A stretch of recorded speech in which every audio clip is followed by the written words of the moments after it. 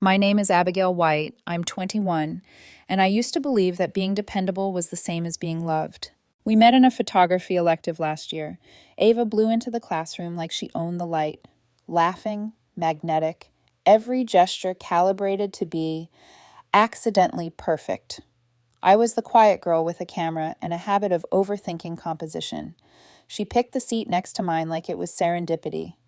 Later, I would learn that Ava doesn't believe in coincidences, only outcomes. On the first day, she flipped through my photos, chin tilted, that small, performative gasp. "These are actually beautiful," she said, as if she'd found a pearl in a thrift store bin. The word actually slid in like a knife wrapped in velvet. I smiled anyway. That's the problem with people pleasers. We keep smiling long after the room's gone cold. We became lab partners. By week 2, I was carrying her light stands across campus, telling myself it was chivalry, not choreography. Ava texted every morning, "Good morning," which read like sweetness and functioned like a pulse check. Was I awake? Was I available? Could I be used? The first midnight call came on a Tuesday. She was crying about a roommate fight and how exhausting it is to perform being fine all the time. I stayed on until 3 a.m., listening, validating, promising nothing except presence. After that, it became a ritual. When she couldn't sleep, she dialed me. When she was anxious, she dialed me. When she needed silence, she dialed me and breathed into the phone while I said, "I'm here." If you've never been trained, you won't see the leash. I didn't. Not then. She told me secrets she never told anyone else. I found out later at least 3 people were carrying the same confessions like hot coals in their pockets. She talked about anxiety, about parents who measured love in GPA points and curated smiles, about never feeling safe. And every time I tried to share something of mine, my fear of wasting time, the way grief still came in waves after my childhood dog died, Ava swiveled the camera back to her. She was the sun. I was a satellite grateful to reflect. The cruelest thing was the way she acknowledged my feelings without touching them. "You're so sweet, Abby. Any guy would be lucky to have you." She said it like a compliment and used it like barbed wire. I didn't notice how my schedule emptied of everyone else. Friday coffee with classmates became Friday shoots for Ava's portfolio. Weekend edits for my projects turned into weekend triage for her dramas. Time moves strangely when you're in orbit. Whole months pass and you don't remember choosing them. The parasitic romance was always off stage. Names like Ethan floated through her monologues.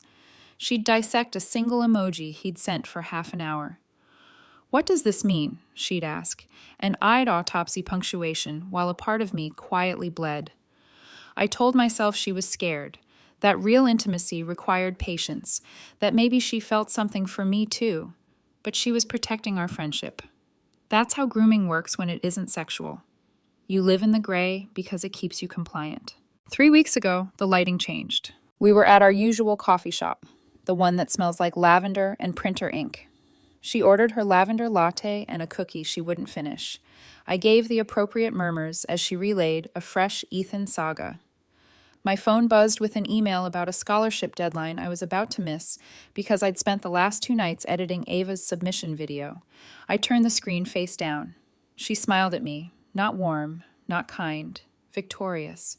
"You know what I love about you, Abby?" she said, and the cup left a perfect ring on the table between us. "I love how I never have to worry about you catching feelings or making things weird. You're just so safe." The word safe landed like a judge's gavel. I felt something crack. Not a heart, exactly. Something older, more practical. The part that had kept ledgers of every time I'd swallowed my own needs to be useful. I managed a laugh because that's what safe women do. "Totally," I said. "You're safe with me." She grinned, satisfied. "I know. You're like the sister I never had. So reliable, so predictable." Predictable hurt more than sister. Predictable said I wasn't a person, just an appliance that dispensed comfort on demand. I excused myself to the bathroom and stared at my reflection under unflattering fluorescent lights. I waited for the familiar ache, the pinch behind the eyes. Anger arrived instead. Clean. Bright. It didn't hum or apologize, it made a list. When I came back, Ava was texting, thumb flying, maybe Ethan, maybe 3 others. The freedom in that moment was obscene. I could see the strings. "Everything okay?" I asked, and my voice didn't tremble. Totally, she said, not looking up. By the way, can you help me with that artist statement tonight? I need it in by midnight. I looked at my phone, the scholarship tab still open under my lock screen. I've got my own deadline. The words felt strange and holy. That week, I changed two things. I stopped answering immediately, and I stopped volunteering. When her morning text arrived, I replied at sundown, busy day. When the nightly crisis call came, I let it move to voicemail and texted, in the library, talk tomorrow. Then didn't. On day 3 of my new boundaries, Ava appeared in the photo lab, all breathless concern. There you are. I've been looking everywhere. New tone, anxious sweetness. Are you okay? You've been distant. I'm good, I said, eyes on the print warming in the dryer, just focused on my own work. Ava recalculated in real time, confusion, hurt, anger, and then something like inspiration. You know, I've been thinking about what I said, about you being like a sister. Maybe that was hasty. She took a careful step closer. I think we should explore what we could be. I was scared to risk our friendship. Maybe that was silly. 2 weeks earlier, I would have burst into grateful fireworks. Now, I only saw a tactic change. You were right the first time, I said. We work better as friends. Her face cycled again, confusion to calculation. Are you sure? I feel something between us. I'm sure. I switched off the dryer and the room went very quiet. That evening, in the library's blue hush, my laptop died at 4%. I whispered a curse that sounded like a prayer. A hand slid a charger across the table. You can borrow mine, said a low voice, not looking away from a design layout on his screen. He had ink on his knuckles and a coffee ring on his notebook. I'm Ian. I stared at the charger for a beat too long. It was just casual human kindness. No invoice attached. Abby, I said, and plugged in. The battery icon bloomed green.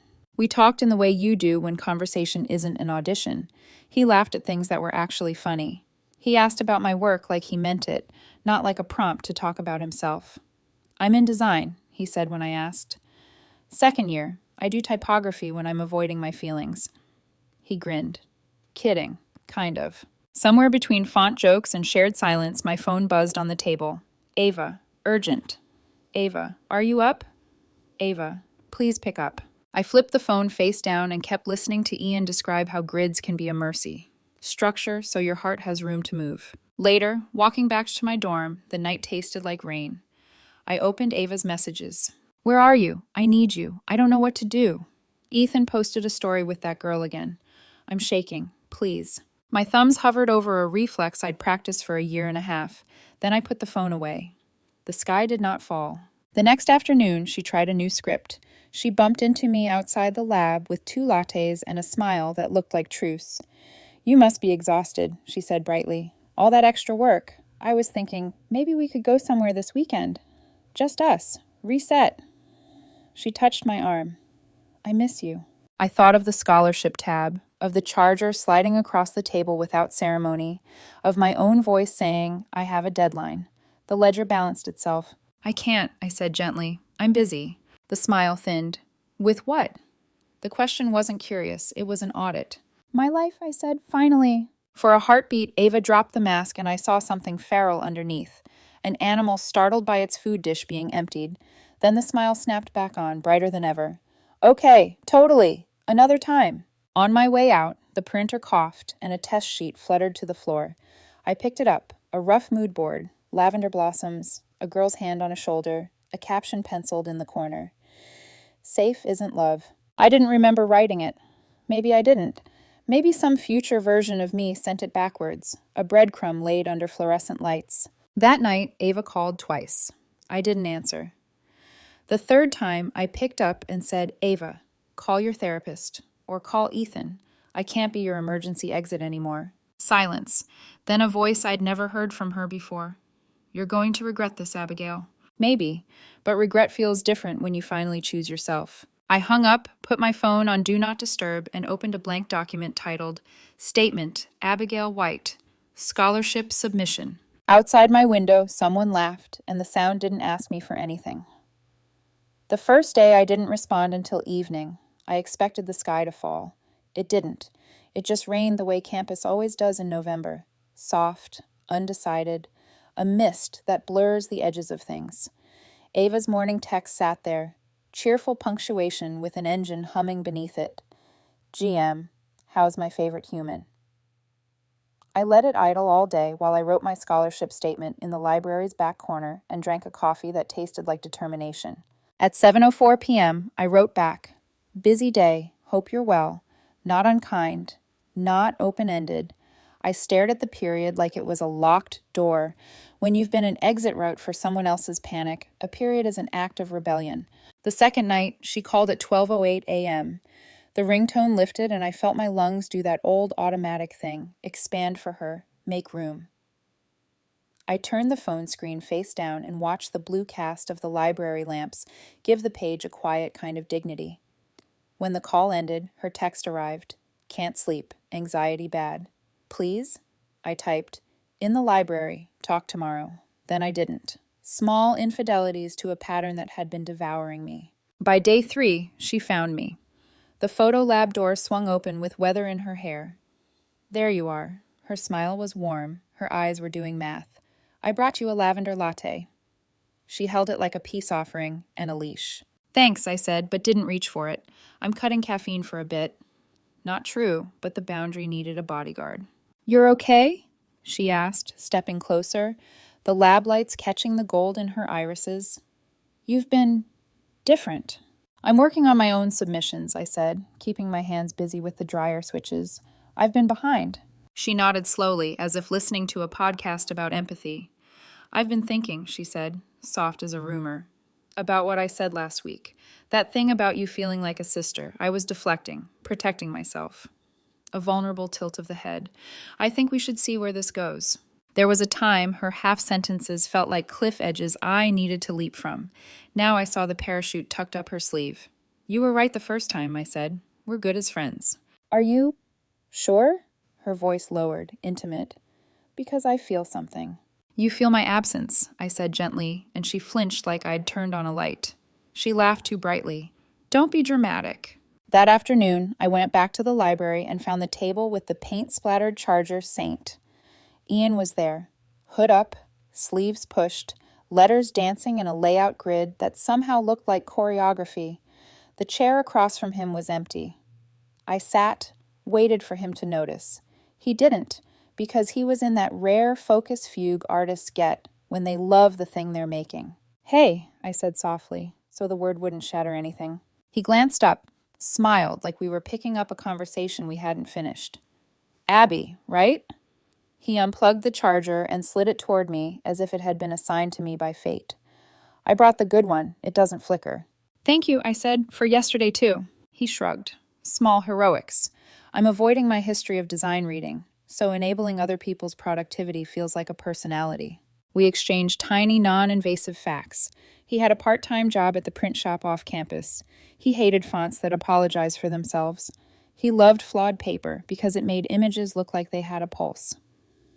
I'm not big on drama, he said, casual. I grew up in a house where dinner was either silent or a performance, and I never knew which show I was in. I like normal. Normal is underrated, I said, and meant it with my bones. He packed up an hour later and scribbled his number on a scrap with ink-streaked fingers. If you need a last-minute print, text me. Or if you ever want to argue about kerning. I laughed. Dangerous offer. As he stood, a girl in a red beanie waved from the stacks. He lifted his chin back, easy and familiar. That's Sierra, he murmured to me. We dated. Now we pretend we're film critics who never dated. A half smile. It's better this way. His voice was kind but tired around the edges. He tucked the paper closer to me. Later, White. Later, Brooks, I said, and put his number in my wallet like a permission slip. That evening, Ava just happened to walk into the coffee shop across town while I was there getting a tea to bribe myself into another hour of editing. She lit up like a stage. Abby! Her hair was wind perfect, and her tone was just one notch too high. It pinged off the glass. Hey, I said, neutral. She went for the hug, and I turned slightly, so it landed like a polite bump instead of a memorial. Her smile sharpened, then smoothed. You look good. Less tired. I slept, I said. The truth felt like a new sweater. She glanced at my cup, then at the door. Who are you meeting? Me, I said. We have a lot to talk about. A beat. She recalibrated, then went syrupy. Listen, about earlier in the lab. She toyed with her sleeve, a tiny bow pulling undone. It freaked me out when you pulled back. I overcorrected. Her eyes glistened in that glossy way that photographs well. I don't want to lose you. You won't, I said, but I can't be your midnight ambulance. Her mouth trembled. You said you'd always be there. I said it before I knew what it cost. The barista called her name. She gave me a wounded look, collected her drink, and left with a backward wave that made two guys by the window turn their heads. Ava is always conducting. Even her exits have choreography.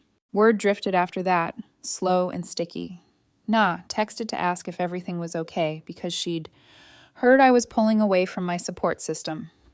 My typography professor asked me if there were outside stressors impacting my deadlines. A classmate mentioned an anonymous note in a shared forum about someone getting distracted by a new relationship and neglecting friends. The note had my major. It had Ava's cadence. Gossip wears different hats, but it keeps the same mouth. Meanwhile, my life happened. Ian texted a photo of a crooked sign. No food or drinks, except emotional support beverages. I sent back my tea, captioned therapist on call. He replied with a playlist titled Fonts with Good Posture. We started studying in parallel lanes, not on top of each other. He didn't try to fix me when I was quiet. He didn't require witness to prove he existed. It was terrifying in its simplicity. Ava's messages changed color. Are you mad? Because if you're mad, I can apologize. Then, I can't sleep. I need your voice. Then, I had a panic attack and you didn't answer. Then, I've been thinking about us. I think I love you, Abby. The last one arrived at 2:16 a.m., and I stared at it until my eyes stung. I wasn't immune, I was inoculated. It still hurt. I typed, I care about you as my friend. I'm not available for late-night crisis calls anymore. Please reach out to your therapist or a hotline when you're in panic. I added 2 resources with numbers. I deleted them. I added them again. She didn't respond. The typing indicator came and went, a ghost pacing a tiny room. The next day, she appeared in the library again, warmer, softer, demonstrably fragile. She asked my name at the front desk like she didn't know it by heart. Abigail, she told the librarian. Is she here? The librarian gestured toward my corner, and Ava walked over with careful steps, like approaching a wild animal you mean to tame. I'm going to say this once, she whispered, leaning against the table. I don't want to fight. I know I messed up, but I'm trying. I'm going to therapy. I'm journaling. She inhaled like a diver. I can be the version of me you wanted. I closed my laptop. Ava, there isn't a version of you that owes me anything, and there isn't a version of me that owes you everything. Something cold slid behind her eyes. Who is he? She didn't spit the word so much as frost it. I saw you laughing yesterday. Red beanie girl waved at him. You're already collecting strays. Ian is my friend, I said evenly, and Sierra is his ex. We're capable of simple sentences. Exes are never simple, she said, a queen declaring a law. He's isolating you. I almost laughed at the symmetry. You'll have to choose a different script, I said softly. I've heard this one. The mask cracked, just briefly. You're going to regret this, she said again, but the line sounded rehearsed now, like a community theater actor bored of the role. I might, I said, but it'll be mine. That Friday, a rumor grew legs. In critique, a professor said to Ian, kindly, almost fatherly, that he seemed distracted lately. Ian blinked, then smiled with apology. Just learning balance, he said. Later, he texted me. Someone told Warren I'm seeing someone and losing focus. He recommended guardrails. He added a skull emoji. We love performative concern. I typed, this is my fault. I'm sorry, and then deleted it. I wrote, I'm sorry you're dealing with that. He replied, it's not on you. Sierra already told him the rumor mill got hungry. She hates drama more than I do. A pause bubble, then, we're good. That night, I made dinner with Na in our dorm kitchen. Boxed mac and cheese elevated with black pepper like we were on a cooking show with a $7 budget. Na watched me stir and said, Ava told me she's worried about you. Says you're getting pulled away. Na's voice was neutral, but her eyes weren't. I turned off the burner. I'm okay, I said, then added, I'm changing. I think that scares her. Should I be worried? Na asked. If I start answering texts with 3 paragraphs and a crisis link at 3 a.m., then yes. We both smiled a little. I'm serious, though, I added. If she asks you for help with her narrative, don't let her borrow your mouth. Na exhaled. I love you, she said, in the normal way, with sleep and boundaries. I sent Ava one last message before bed. I won't be discussing Ian with you. I won't be available for emergencies. I want good things for you. Get help, get rest, take care. But I'm not the way you get there. The typing bubble appeared, disappeared, appeared again. Then, you abandoned me, like everyone else. I let the sentence sit in that small blue space where accusations go to look bigger. Then I put my phone face down on the dresser and switched on Do Not Disturb, and the silence that followed wasn't empty. It was finally mine. Across the room, my scholarship statement waited. Honest, unornamented, stubborn as a heartbeat. I added one line near the end. Art taught me that light belongs to whoever chooses it, not whoever demands it. I saved, exported, and watched the progress bar move without asking me to bleed for its motion. When I finally slept, I dreamed of a hallway with many doors, all closed. I chose one and walked through, and nothing exploded. The hallway didn't collapse. Every room after that was easier. In the morning, the rain had finally decided to leave. There's a certain quiet that comes before your reputation starts to unravel. Not the kind of silence that means peace, but the kind that's heavy with preparation. By the time I realized what Ava was building, the ground had already started to tilt. It began small. A mutual friend mentioned that Ava seemed hurt, that she'd been checking in with people, trying to understand why I'd pulled away so suddenly. Her tone was that of concern, but the phrasing, why Abby abandoned her best friend during a mental health spiral, had Ava's fingerprints all over it. I wanted to ignore it, but ignoring Ava is like starving a storm. It just finds a new way to feed itself. By week 2 of distance, she had perfected the art of coincidental appearances. The first was at the cafe near the design building. I was sitting with Ian, trading playlist links and laughing about fonts with trust issues, when her voice floated from the counter, too loud, too bright. Abby, wow, what are the odds? She joined us without waiting for an invitation, latte in hand, smile practiced. Her eyes, though, were scanning. First at Ian, then at our cups, then at the space between us. You must be Ian, she said, stretching his name like a test balloon. I've heard so much about you. Ian, polite to a fault, extended his hand. All good things, I hope. Ava's smile sharpened. Of course. Abby and I go way back. I'm just glad she finally has someone looking out for her. She gets so absorbed in other people's problems sometimes. The subtext was radioactive. I felt it sear my ribs, but Ian just smiled, unbothered. We're all works in progress, he said, and the kindness in his voice was disarming. Ava blinked, recalculated, and leaned in closer to me. We should do a photo shoot again, for your portfolio. You've been off the radar lately. I've been busy, I said evenly. Scholarships, deadlines, you know. Oh, right, she chirped, fake surprise, perfectly timed. Well, don't forget to live a little. Wouldn't want anyone to think you've become antisocial. She left a lipstick mark on the rim of her cup and floated away. Ian watched her go, then turned back to me. That your friend who thinks you're predictable? He asked quietly. I exhaled. Yeah. Interesting, he said. She doesn't act like someone who thinks you're predictable. It should have been funny, but it wasn't. It was surgical truth. 2 days later, the rumor had evolved legs. In critique, Professor Delaney mentioned, almost offhand, that some students were letting new relationships disrupt their consistency. His eyes flicked briefly between Ian and me. I wanted to sink into the floor. After class, Ian muttered, You can practically see the puppet strings. I tried to joke it off, but he shook his head. You don't have to explain. I know what weaponized vulnerability looks like. How? I asked. He smiled, bitter and soft. Because Sierra used to deal with it too. Not from me, from someone like your friend, the kind who uses pain like a password. I didn't know what to say, so I didn't, and for once, silence wasn't failure, it was safety. That night, Ava's text changed flavor. Gone was the sugary tone. In its place, rot disguised as apology. You're avoiding me. I just want to understand why. Did I do something wrong? I can fix it. Please don't do this to me again. Everyone leaves. You're becoming cold, Abigail. It's not like you. Then, one that made my stomach twist. I know what you're doing, and it's not going to work. I stared at it, thumb hovering. Then I put my phone face down and kept editing my project. At 12:47 a.m., she called. Twice. Then a third time. When I didn't answer, she left a voicemail. Her voice trembled, not with fear, but with performance. Abby, please, I need you. I'm having a panic attack. You're the only one who knows how to help me. I closed my eyes. 2 months ago, that would have sent me running barefoot through the rain. Now, it just hurt differently, a dull echo of old programming. I texted back, call your therapist or campus crisis line. I'm not available tonight. Her reply came instantly. Unbelievable.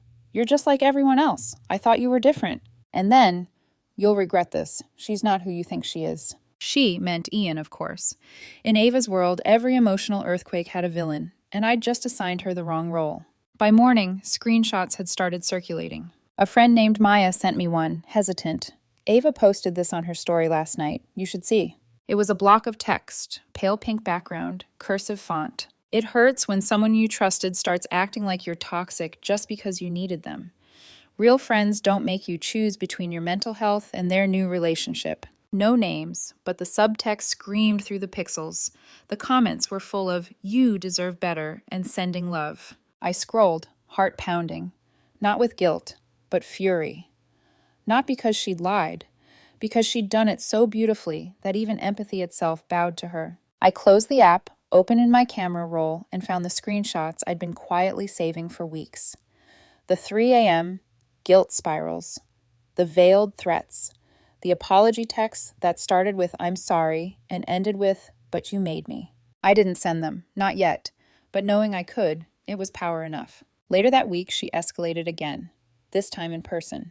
Ian and I were at a local art market, wandering through booths, when I felt a hand on my arm. Abby! Ava's voice was bright, brittle. Fancy seeing you here. Her eyes darted from me to Ian, to our joined hands, to my expression. She looked at our fingers like they were evidence. This must be the boyfriend, she said, sweetly venomous. Hi, I'm Ava, Abby's oldest friend. Ian offered a courteous smile. Nice to meet you. I've been so worried about her, she said. She's been acting so different, distant. It's not like her to push people away. I think it's exactly like her, Ian said calmly. She's learning boundaries. Ava's smile froze, just for a heartbeat. Boundaries are good, she said, as long as they're not walls. Then she turned to me, voice low. Be careful, Abby. People aren't always what they seem. Neither are you, I wanted to say, but I just smiled. You're right. She left with a flutter of hair and a look over her shoulder that said she'd be back for another round. Ian watched her go. That's the ex, right? He asked. I frowned. Ex? The one you emotionally dated for 2 years, he said, voice light, but eyes steady. I blinked, startled by how precisely he'd named it. Yeah, I whispered. That's her. That night, my phone buzzed again. 20 unread messages, all from Ava.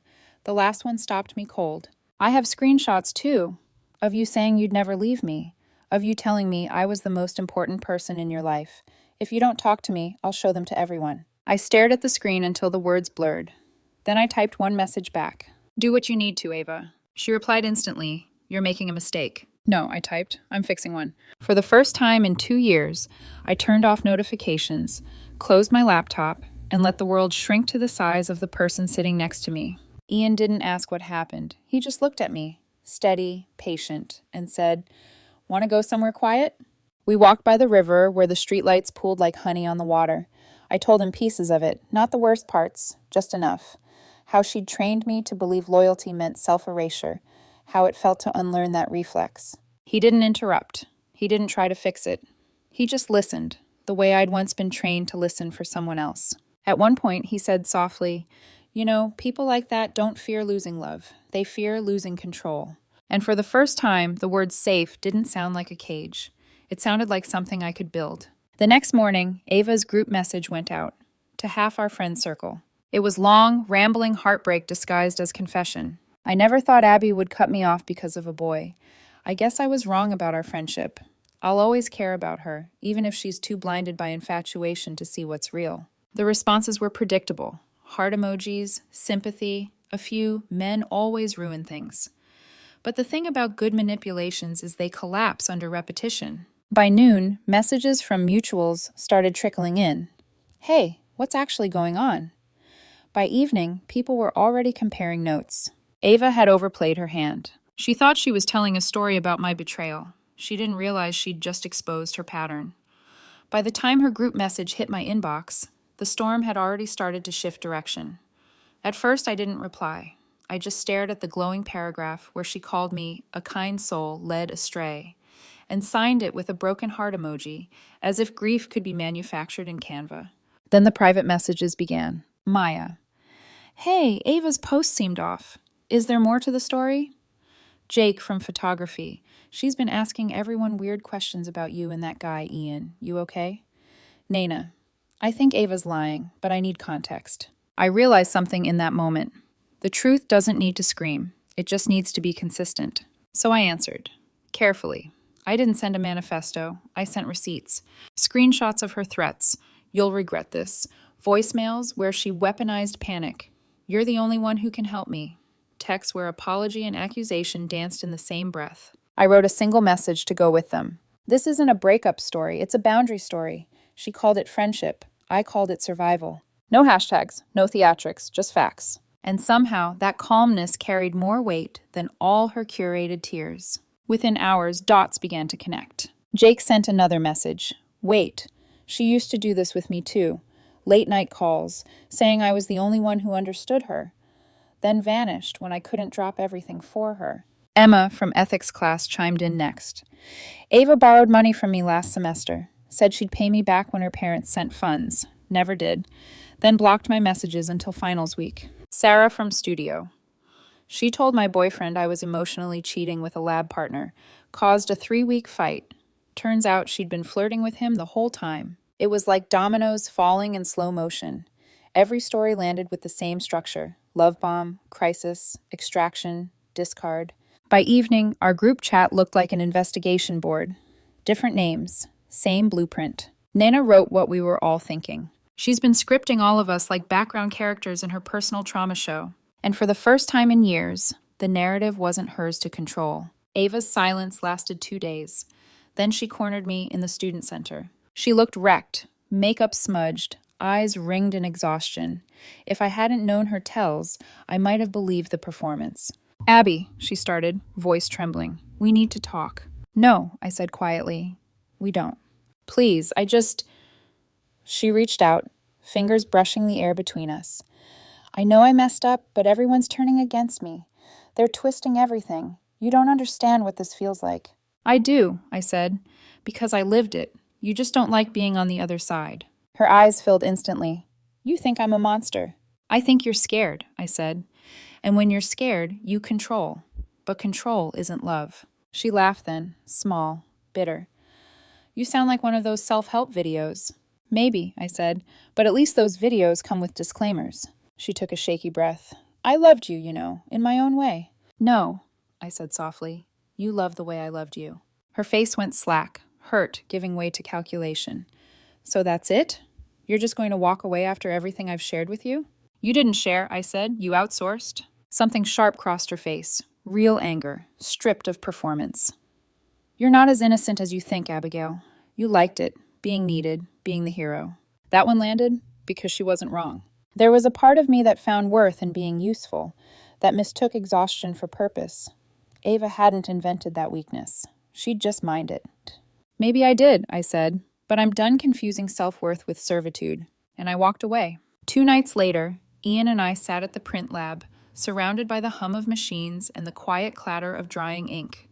He was helping me mount my photos for the end-of-term showcase. He glanced up from the cutting mat. You sure you're ready for the fallout? Ready's a big word, I said, but I'm not hiding anymore. He nodded, eyes warm. That's good. People like her, they count on you staying quiet. It's how they keep their version alive. A silence settled between us, a comfortable one. Can I ask something? I said finally. When Sierra broke up with you, did it ever feel like losing her was a relief? He smiled, faint and knowing. It's strange, isn't it? The peace that feels wrong at first, like you should miss the noise. I nodded. Exactly. He leaned back, looking at me for a long time. Peace gets easier with practice. The following week, Ava's empire of perception collapsed under its own weight. Her followers stopped engaging with her posts. Group chats where she once dominated went quiet when she joined. People compared notes privately, not publicly, and the picture that emerged was undeniable. Ava wasn't a victim of circumstance. She was a curator of chaos. Then came the email from the department head, a polite note about concerns raised by multiple students regarding patterns of emotional exploitation. They were offering her resources and counseling referrals. Translation: everyone knows. Within days, Ava deleted her social media accounts.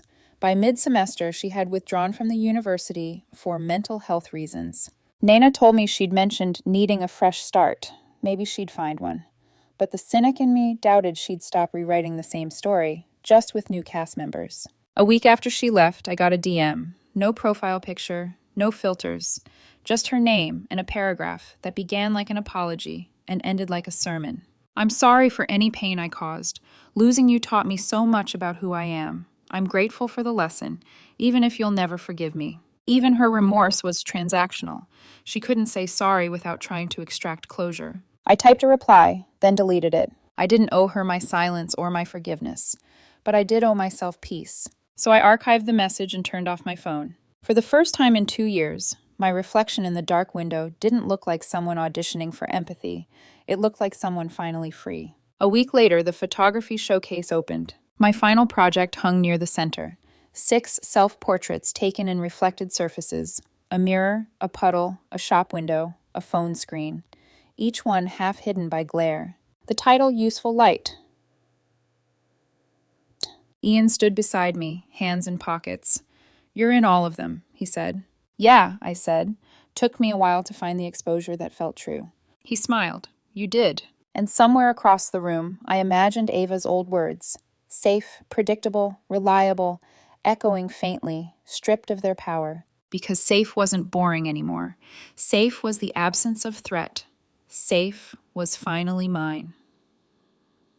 3 weeks after the showcase, the air on campus changed. The gossip had burned itself out, leaving only faint embers in conversations that quickly shifted to exams, travel plans, and summer internships. For the first time in what felt like years, I wasn't the center of anyone's speculation. It was quiet. Real quiet. Ava was gone. Officially, she had taken a mental health leave, though everyone knew she'd transferred. Someone mentioned a different liberal arts college 2 states over, new major, new crowd, same curated rebirth. I didn't ask for details. I'd learned that following her story was just another way of staying trapped in it. The day the news spread, Ian and I were in the courtyard, sharing a bench under the oak tree that dropped acorns like tiny metronomes. He handed me a thermos. "Chamomile," he said, "in case the ghosts get noisy." I smiled. "You think they'll stop talking?" "Not soon," he said, "but eventually they'll lose their audience." I stared at the steam, thought of Ava's last message, the faux apology wrapped in self-enlightenment. "I'm sorry for any pain I caused. Losing you taught me so much about myself. I'm grateful for the growth." Even her remorse needed applause. I hadn't replied then, and I wouldn't now. Growth shouldn't come at someone else's expense, and closure doesn't always require conversation. Sometimes it's just the quiet decision to stop explaining. A week later, I went back to the coffee shop, the lavender one where it all cracked open. The same table, same ring stains on the wood, a new barista behind the counter. I ordered a tea, not a latte. It tasted different, lighter. I sat alone, notebook open, no phone, face down like a confession.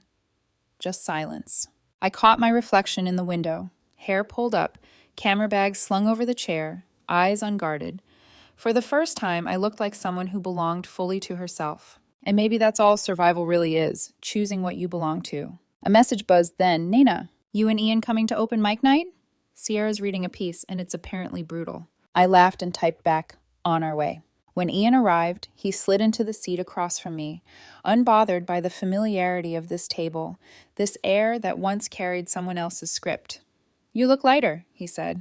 "I feel it." He nodded toward my notebook.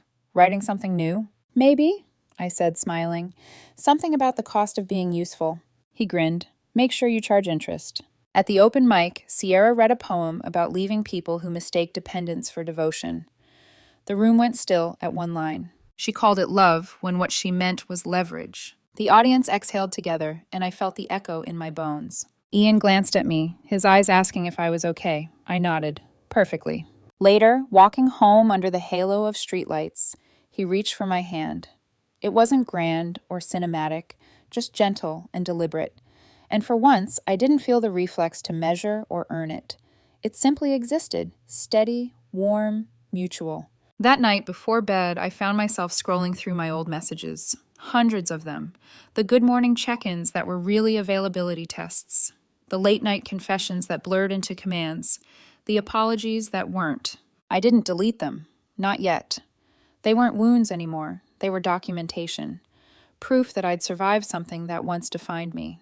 But I did create a new folder on my phone titled Evidence of Calm. Inside it, a photo from the art showcase, Ian laughing mid-conversation, Nana holding 2 mugs, and my own reflection in the window that day at the cafe. That folder was the opposite of Ava's collection of crises. It didn't demand attention. It reminded me that quiet is also evidence. 2 weeks later, a package arrived at the student mailroom. No return label.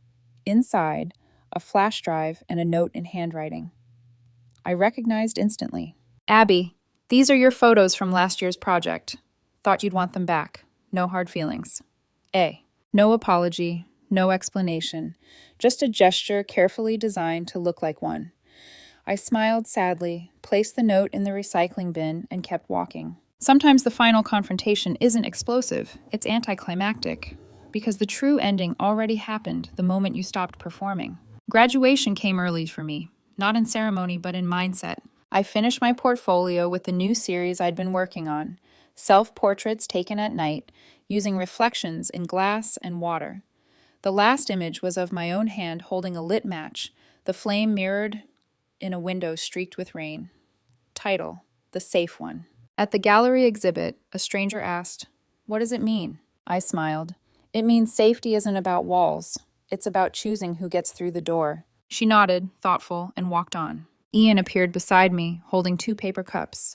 "Tea," he said again. "It's becoming our thing." I took it, watching the crowd filter through the dim light, faces shifting, overlapping. For a moment, I imagined Ava somewhere far away, curating a new audience, new props, new words, and I let her go, for real this time. Because she wasn't the villain in my story anymore. She was just a chapter I'd finished. Outside, the air smelled like lavender and rain, the same mix as that first night I chose silence over submission. The streetlights painted gold ripples across the wet pavement, and my reflection looked whole in every one. For 2 years, I mistook being needed for being loved. Now I know love is what remains when needing stops. I turned off my phone, slid my camera strap over my shoulder, and started walking home. No calls, no performance, no permission needed, just peace.